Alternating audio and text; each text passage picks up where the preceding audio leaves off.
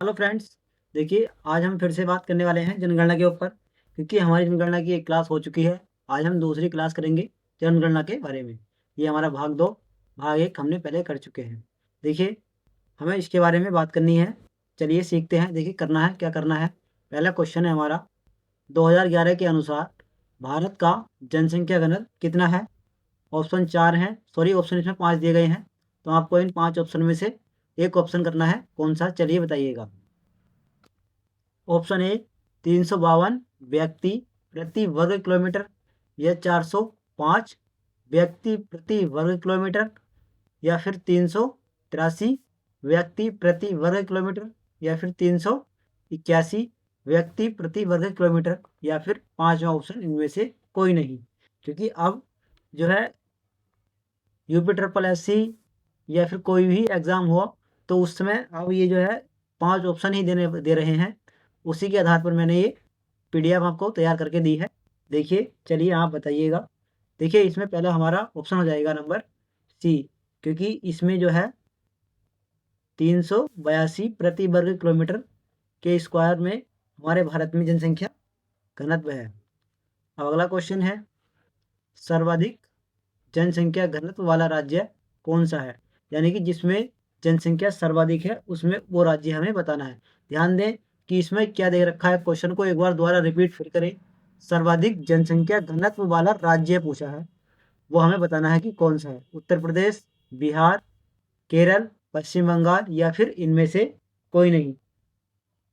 Option बहुत ही ध्यान से देखना है और इस तरीके से आपको आंसर देना है।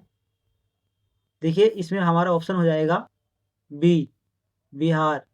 कितने हैं ये आपको बताना है। इसमें है 1106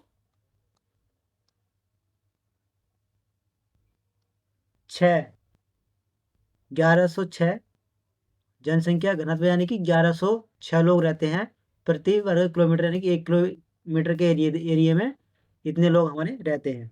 अब देखिए, उत्तर प्रदेश दे रखा है। उत्तर प्रदेश में ये इसमें कितने रहते हैं, इसमें रहते हैं 829। कितने, 829 इसमें रहते हैं। अब केरल का कितना दे रखा है, केरल का है 860। 860। अब देखिए, पश्चिम बंगाल का दे रखा है 1080। ये हमें ध्यान रखना है। इसमें हमारा ऑप्शन क्या हो जाएगा, बिहार, यानी कि ऑप्शन बी। अब देखिए, अगला क्वेश्चन है, न्यूनतम जनसंख्या घनत्व वाला राज्य है। पहले सर्वाधिक थी, अब आपको बताना है कि न्यूनतम, यानी कि सबसे कम किस राज्य में है। गोवा में, आंध्र प्रदेश, उत्तराखंड, तमिलनाडु, पांचवा ऑप्शन इनमें से कोई नहीं। आपको बताना है किसमें कितनी कम जनसंख्या, उस जनसंख्या घनत्व है। देखिए, इसमें हमारा ऑप्शन हो जाएगा Andhra Pradesh, option number C, Andhra Pradesh. अब देखिए, इसमें है कितनी, यानी कि 17, यानी कि 1 किलोमीटर के एरिया में। अब अगला क्वेश्चन है, सर्वाधिक जनसंख्या घनत्व वाला केंद्र शासित प्रदेश कौन सा है। अब इसमें बताना है कि सर्वाधिक जनसंख्या घनत्व वाला केंद्र शासित प्रदेश। पहला पूछा था हमारा राज्य, और इस बार पूछ रहा है कि केंद्र शासित प्रदेश, उसमें से किसमें सर्वाधिक जनसंख्या घनत्व है। देखिए, इसमें हो जाएगी हमारी दिल्ली, ऑप्शन नंबर डी, इसमें हो जाएगा दिल्ली। दिल्ली में सर्वाधिक जनसंख्या घनत्व के हिसाब से लोग रहते हैं। अगर किसी तरीके से ये पूछे कि अगर उसमें ना दिया हो क्वेश्चन में कि सर्वाधिक राज्य या फिर सर्वाधिक केंद्र शासित प्रदेश ना दिया हो और उसमें ऑप्शन दिल्ली हो, तो आप सबसे पहले ऑप्शन दिल्ली को ही चुनेंगे। ठीक है, चलिए अगला क्वेश्चन देखते हैं।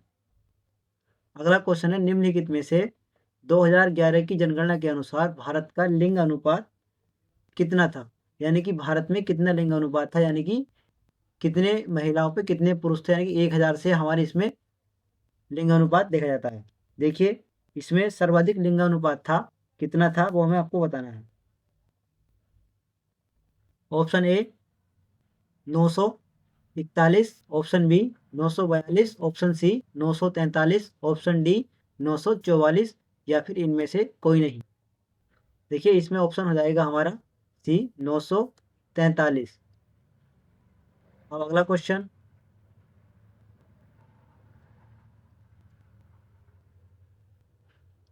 निम्नलिखित में से 2011 की जनगणना के अनुसार सर्वाधिक लिंग अनुपात वाला राज्य है। अब आपको बताना है कि हमारे भारत में किस राज्य में सर्वाधिक लिंग अनुपात है। देखिए इसमें ऑप्शन हो जाएगा हमारा, जैसे कि ऑप्शन दे रखा है केरल, दूसरा ऑप्शन दे रखा है तमिलनाडु, तीसरा दे रखा है आंध्र प्रदेश, चौथा ऑप्शन है मणिपुर, या फिर पांचवा ऑप्शन दे रखा है इनमें से कोई नहीं। अब आपको इन 5 ऑप्शन में से लगाना है कि कौन सा है, आप बताइएगा। देखिए इसमें हमारा सर्वाधिक जो लिंगानुपात है वो किस में है, वो हो जाएगा हमारा केरल में। केरल में हो जाएगा। अब ये होगा कितना, ये है 1084, इसमें 84 पुरुष एक्स्ट्रा हैं। अब देखिए हमारा बात करते हैं कि इसमें तमिलनाडु में कितना है। तमिलनाडु में 996। और हम बात करते हैं आंध्र प्रदेश में, आंध्र प्रदेश में कितने हैं, 993। 993। और हमारे दिया गया कि मणिपुर में कितने हैं, 992। कितने, 992, ये हमारे मणिपुर में हो जाएंगे। चलिए आगे देखते हैं अगला क्वेश्चन। अगला क्वेश्चन दिया गया है इसमें, निम्नलिखित में से 2011 की जनगणना के अनुसार न्यूनतम लिंग अनुपात वाला राज्य कौन सा, यानी कि सबसे कम जिसमें लिंग अनुपात है उसमें कौन सा राज्य है। देखिए इसमें ऑप्शन दिया गया है, पहला ऑप्शन है हरियाणा, दूसरा ऑप्शन है उत्तर प्रदेश, तीसरा ऑप्शन केरल, चौथा ऑप्शन मणिपुर। इसमें आपको बताना है कि इसमें सबसे कम किस में है। देखिए इसमें हो जाएंगे हमारे हरियाणा में। हरियाणा में है कितना, 843, सॉरी 834 इसमें हो जाएगा।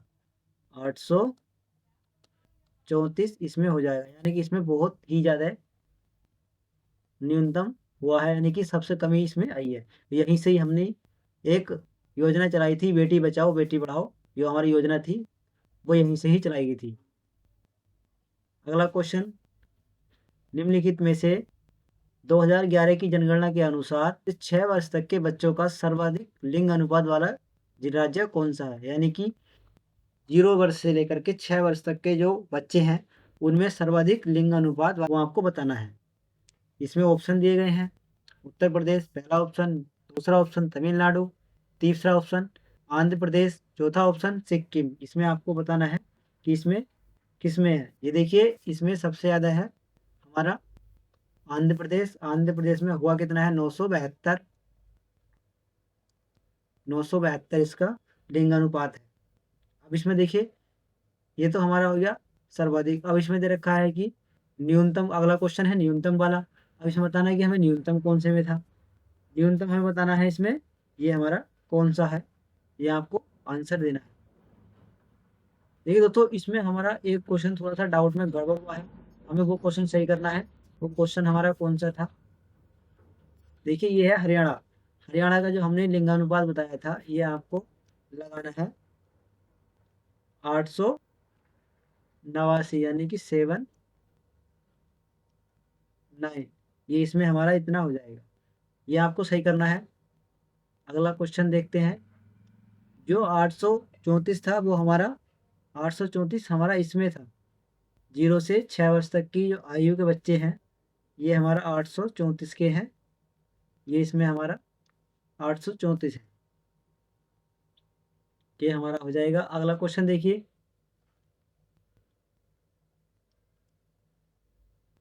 अगला क्वेश्चन दे रखा है 2011 की जनगणना के अनुसार भारत की साक्षरता दर कितनी थी, ये आपको बताना है कि यानी कि साक्षरता दर हमारे भारत की कितनी थी, ये आपको बताना है। Option A 69.69%, option B 70%, option C 72%, option D 73%, option E इनमें से कोई नहीं। ये आपको बताना है, इन 5 ऑप्शन में से आपको एक ऑप्शन लेना है, कौन सा। देखिए इसमें जो हमारी प्रतिशत में साक्षरता दर थी ये हमारी हो जाएगी 73%। कितनी, 73%, ये हमारे उस टाइम भारत की साक्षरता दर थी। अब करते हैं बात अगले क्वेश्चन की, 2011 की जनगणना के अनुसार सर्वाधिक साक्षरता वाला जिला कौन सा है। अभी आपको बताना है कि सबसे ज़्यादा साक्षरता दर किसमें थी। Option A Goa, option B Sikkim, option C Kerala, option D Bihar या ऑप्शन ई इनमें से कोई नहीं, ये आपको बताना है। देखिए इसमें ऑप्शन हो जाएगा हमारा सर्वाधिक साक्षरता कहाँ थी हमारी, केरल में, ये आपको लगाना है। अब इसमें कितनी थी, ये थी 94.0% ये हमारी साक्षरता दर थी केरल में। अब देखिए, अब इसमें बताना है कि अगला क्वेश्चन न्यूनतम में दिया गया है कि न्यूनतम में कौन सा है, यानी कि 2011 की जनगणना के अनुसार न्यूनतम साक्षरता वाला जिला कौन सा है, गोवा, सिक्किम, केरल या फिर बिहार या फिर इनमें से कोई नहीं। ये आपको 5 ऑप्शन दिए गए हैं, इसमें से आपको बताना है कि कौन सा ऑप्शन होगा। इसमें ऑप्शन हो जाएगा हमारा बिहार। अब इसमें कितनी थी, 61.80, 61.80%, ये हमारी बिहार की साक्षरता दर थी। अब बात करते हैं अगले क्वेश्चन की। अगला क्वेश्चन क्या है, 2011 की जनगणना के अनुसार सर्वाधिक ग्रामीण जनसंख्या प्रतिशत वाला जिला कौन सा है, यानी कि जिस क्षेत्र में, जिस राज्य में सर्वाधिक ज़्यादा ग्रामीण लोग रहते हैं, यानी कि गाँव में रहते हैं, वो हमें बताना है कि इसमें से कौन सा राज्य है। अब ऑप्शन ए दे रखा है इसमें Uttar Pradesh, option B Bihar, option C Goa, option D Punjab, option E इनमें से कोई नहीं। ये आपको बताना है कि सबसे ज़्यादा जनसंख्या में, सबसे ज़्यादा जो हमारे ग्रामीण जनसंख्या में रहते हैं वो हमें किस क्षेत्र में रहते हैं, किस राज्य में रहते हैं, ये आपको बताना है। देखिए इसमें सर्वाधिक जो हमारे ग्रामीण लोग रहते हैं वो आते हैं हमारे पंजाब में। अब आते कितने हैं, 90%। वो आते हैं हमारे 90% लोग हमारे पंजाब में ग्रामीण लोग रहते हैं। अब देखिए अगला क्वेश्चन की बात करते हैं। 2011 की जनगणना के अनुसार सर्वाधिक नगरीय जनसंख्या प्रतिशत वाला जिला कौन सा है, यानी कि नगरीय जिस क्षेत्र में जो हमारे नगर में रहते हैं उसमें हमारे बताना है कि उसमें सबसे ज़्यादा किस में रहते हैं। Option A Uttar Pradesh, option B Bihar, option C Goa, option D Punjab या फिर इनमें से कोई नहीं। अभी आपको बताना है कि सर्वाधिक नगरीय जनसंख्या वाला जिला कौन सा है। देखिए इसमें हमारा ऑप्शन हो जाएगा ई, इनमें से कोई नहीं। अगर कोई नहीं है तो फिर है कौन सा, ये हो जाएगा हमारा महाराष्ट्र।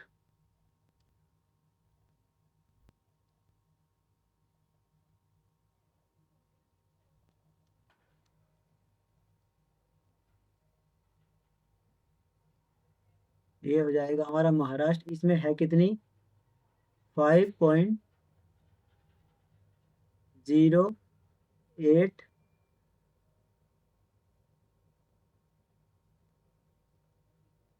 करोड़, ये हमारी इसमें जनसंख्या नगर में रहती। अगला क्वेश्चन, 2011 की जनगणना के अनुसार सर्वाधिक नगरीय जनसंख्या प्रतिशत वाला राज्य कौन सा है, यानी कि हमें बताना है कि जिस नगर में प्रतिशत में लोग जनसंख्या में रहते हैं, यानी कि नगर में, वो हमारा राज्य कौन सा है।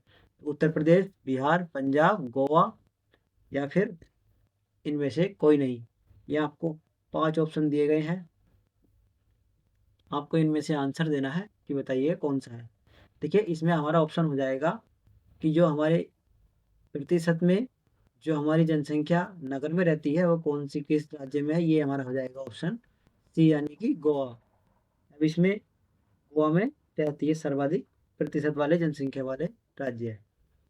अब देखिए अगला क्वेश्चन है, 2011 की जनगणना के अनुसार सर्वाधिक नगरीय जनसंख्या वाला राज्य कौन सा है। अब इसमें ध्यान देखिए और क्वेश्चन को ध्यान से पढ़ना है। इसमें जो हमारा पहला क्वेश्चन था इसमें दे रखा था प्रतिशत में, अब हमारा इसमें दे रखा है केवल जनसंख्या में कि जनसंख्या वाला राज्य कौन सा है, ये आपको ध्यान देना है। बस इसमें इतना ही अंतर पड़ेगा, छोटी छोटी चीज़ को आपको ध्यान से देखना है, यही हमें आगे तक की ओर लेके जाएगी। चलिए देखिए सीखते हैं। अब इसमें क्या है, पहला ऑप्शन उत्तर प्रदेश, दूसरा ऑप्शन महाराष्ट्र, तीसरा ऑप्शन तमिलनाडु, चौथा ऑप्शन बिहार और पांचवा ऑप्शन इनमें से कोई नहीं। ये आपको बताना है कि किस राज्य में सर्वाधिक जनसंख्या हमारे नगर में रहती है, ये आपको बताना है। देखिए इसमें ऑप्शन हो जाएगा हमारा महाराष्ट्र, इसमें ऑप्शन हो जाएगा हमारा महाराष्ट्र। महाराष्ट्र में कितनी रहती है, इसमें रहती है 5.08 करोड़। कितनी, 5.08 करोड़। ये देखिए मैंने CR कर दिया है, ये इतने प्रतिशत, तो सॉरी इतने करोड़ जनसंख्या हमारे महाराष्ट्र में रहती है। और इसके बाद दूसरे स्थान पर कौन आ जाएगा, वो आ जाता है हमारा उत्तर प्रदेश। उत्तर प्रदेश में कितनी है, इसमें 4.44, यानी कि 4.44 करोड़, ये इसमें इतनी हो जाएगी। अब देखिए अगला क्वेश्चन की बात करते हैं। अगला क्वेश्चन क्या दे रखा है, अगला क्वेश्चन है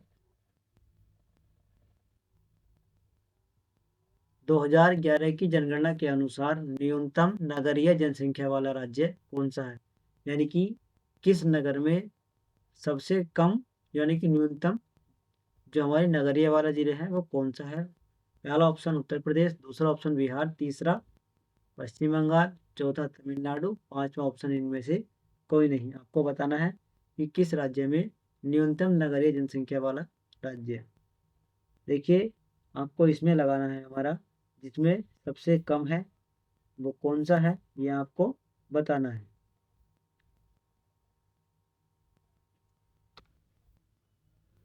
ऑप्शन नंबर ए उत्तर प्रदेश। देखिए अगला क्वेश्चन, 2011 की जनगणना के अनुसार सर्वाधिक अनुसूचित जनसंख्या यानी कि SC जनसंख्या वाला जो हमारा राज्य है वो कौन सा है।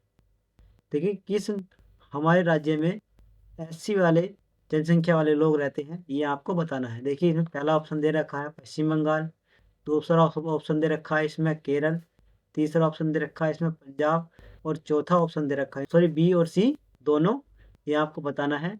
और इसमें एक ऑप्शन दे रखा है इनमें से भी कोई नहीं। अब देखिए क्वेश्चन बहुत डिफिकल्ट दिए गए हैं, ये आपको आंसर देना है। इसमें बताइएगा इसमें ऑप्शन कौन सा लगाना है। देखिए इसमें ऑप्शन लगाना है हमें,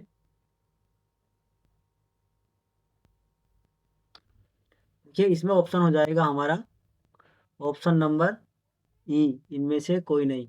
अगर इनमें से कोई नहीं है तो फिर है कौन सा, वो है हमारा यूपी। अब यूपी में है कितनी, ये आपको बताना है। यूपी में हो जाएगी 4.13 करोड़। ये हमारे उत्तर प्रदेश की जनसंख्या, SC वाली जनसंख्या ये है, ये हमारी 4.13 करोड़। अब अगला क्वेश्चन है, अगले क्वेश्चन की बात करते हैं। अगला क्वेश्चन क्या दे रखा है,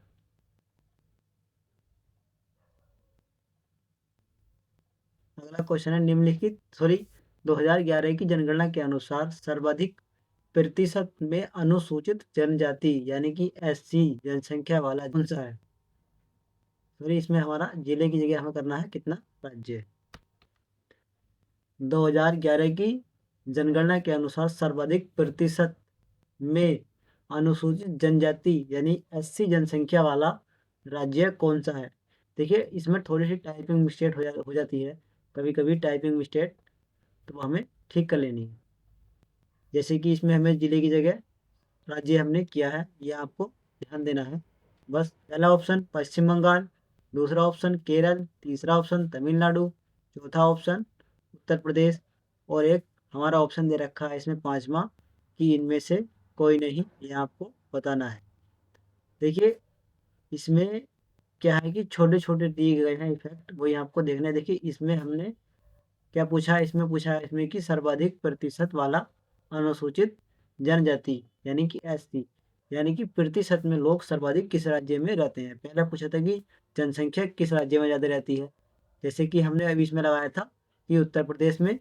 तो इसी प्रकार से उसमें पूछा था कि जनसंख्या के अनुसार, इसमें पूछा है प्रतिशत के अनुसार इसमें सर्वाधिक जनसंख्या किस राज्य में है। देखिए वो हमारा राज्य है इसमें पंजाब, वो हमारे ऑप्शन में नहीं दे रखा है, तो इसलिए इनमें से कोई नहीं, ये हमारा ऑप्शन हो जाएगा। तो वो है क्या? हाँ, पंजाब में।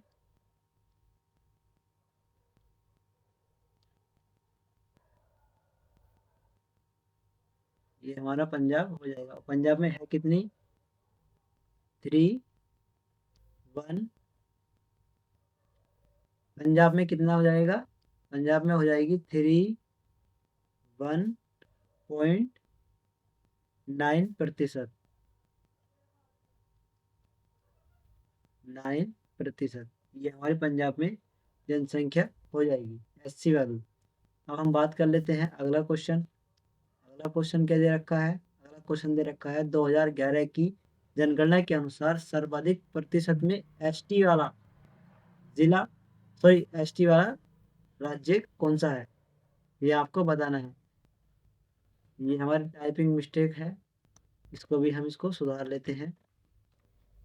2011 की जनगणना के अनुसार सर्वाधिक प्रतिशत में एसटी जनसंख्या वाला राज्य कौन सा है, यानी कि प्रतिशत के अनुसार हमें इसमें लगाना है कि इसमें किस राज्य में है वो।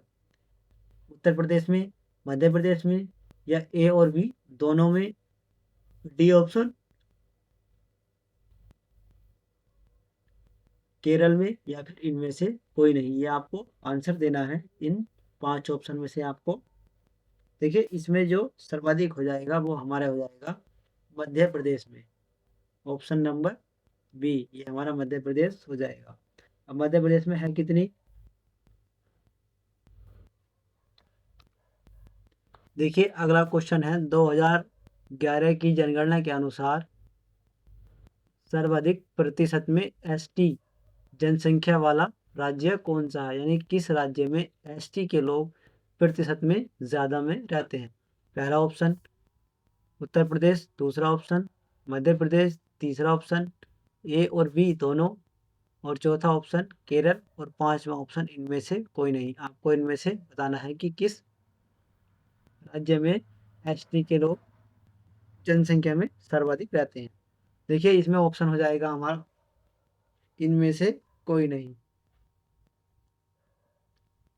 अगर इनमें से कोई नहीं है तो फिर है किसमें? ये हो जाएंगे हमारे मिजोरम में। कहाँ? मिजोरम। मिजोरम में है कितने? 94.4%। ये हमारे प्रतिशत में हो जाएंगे। चलिए अगला क्वेश्चन देखते हैं क्या है। अगले दे रखा है हमारा विविध में है कुछ क्वेश्चन, ये आपको लगाना है। देखिए इसमें क्या दे रखा है। देखिए दोस्तों जनगणना के क्वेश्चन हमारे समाप्त हो चुके हैं। जो जनगणना के हमें अच्छे अच्छे यानी कि इफेक्ट जो हमें लगे कि जो महत्वपूर्ण है, जो क्वेश्चन आने वाले हैं, वो हमने आपको डिस्कस करा दिए हैं।